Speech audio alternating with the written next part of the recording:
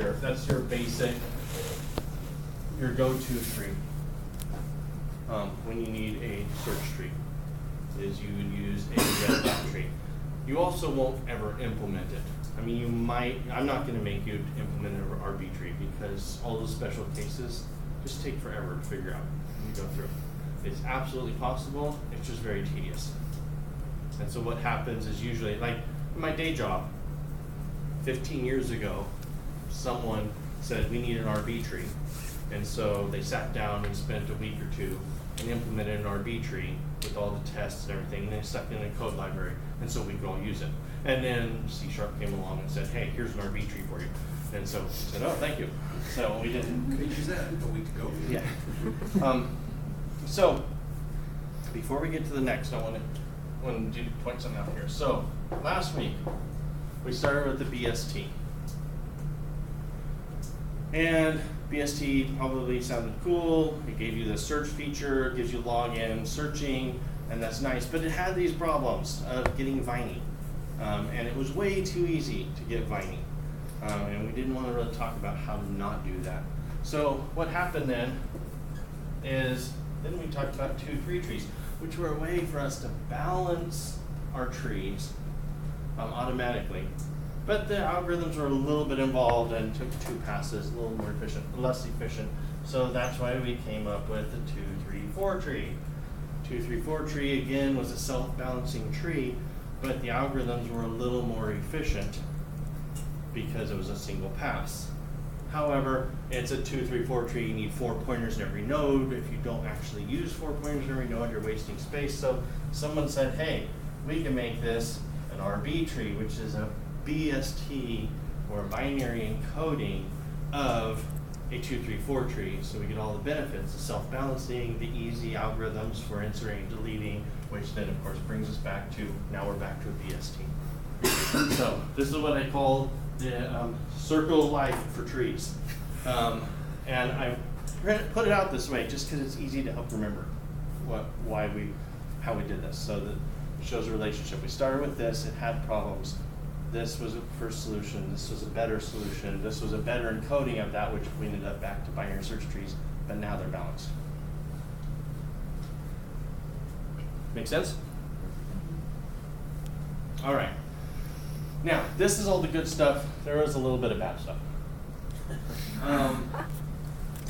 Before the really smart people figured out all these things, some other people who I don't want to say they weren't as smart because their names are right here, but some other people came up with a different way of doing a balanced binary search tree called an AVL tree, and it's named after Adelson, Velsky, and Landis. I think this is one name, yeah, hyphenated. So these are the inventors of the AVL tree. It was a balanced binary search tree. Maintains a height close to minimum. Now, our tree over there is always minimum, so it's better than this already. So the way this basically works is after insertion or deletion, we check to see if it is still an AVL tree. And if it is not, then we fix it. So if it's so we determine if any node in the tree has left or right subtrees with heights different greater than 1, 1. And it's almost as efficient as a min-height binary search tree. Again, our BST gives us that. Our BST is a min-height balanced search tree, so we're fine. So AVL, this is really for historic reasons. So how did it work? Well, here is an unbalanced search tree.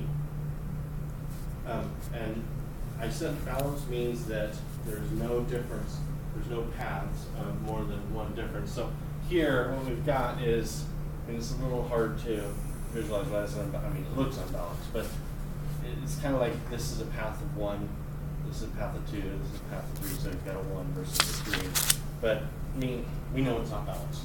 It's fine. It's not very long, but it's fine. So how do we balance it? We rotate. Move that up there. And when we add 40 there, we're still balanced.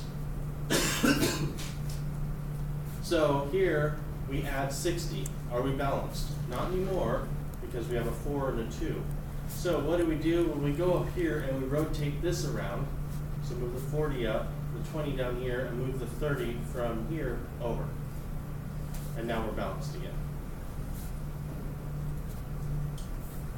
So this is a rotation, left rotation, that is necessary to maintain the balance. So,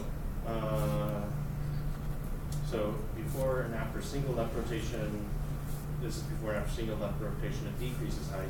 That's right. This is one that doesn't change the height. This is another type of rotation, because again, I'm out of balance.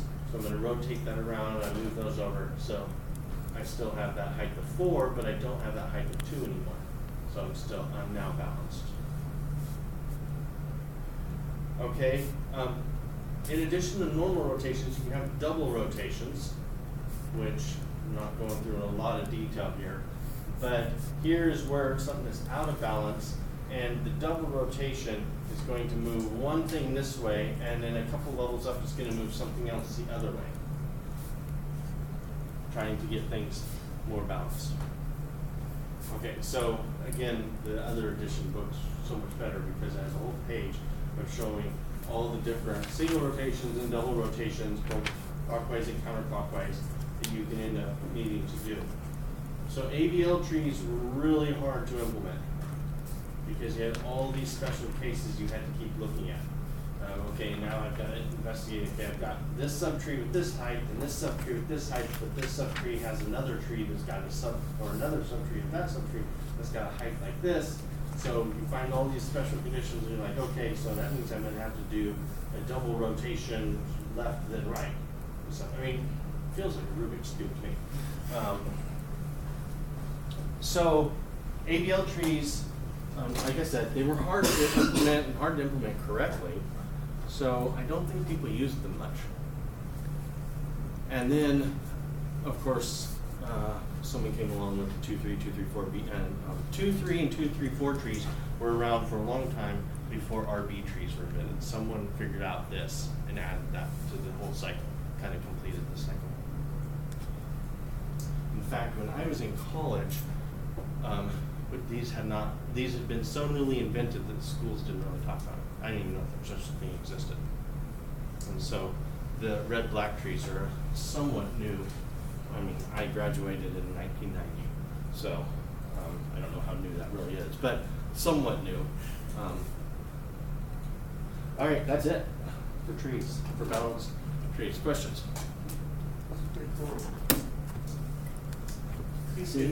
I told you, trees are my favorite data structure because there's a lot of this stuff.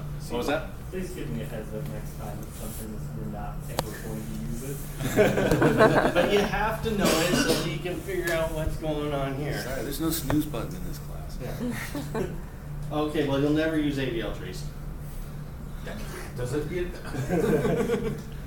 No, if you, like I said, the go-to tree for a search tree is the RB tree. Is that what you want us to? No, we're not going to make you implement that. When you go to, if you're using C# and you look up their trees, it will be a red-black tree. In Java, their tree classes, they use red-black trees. It's all implemented behind the scenes, so you don't have to worry about it. It's probably the same thing with C++ and STL. Their trees are probably red-black trees too. All right, other questions about trees?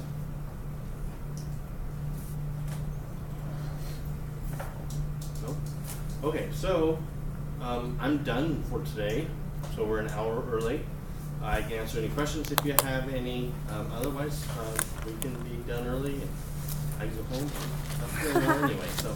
We're not going to talk about heaps or graphs or anything. That's next week, the week after.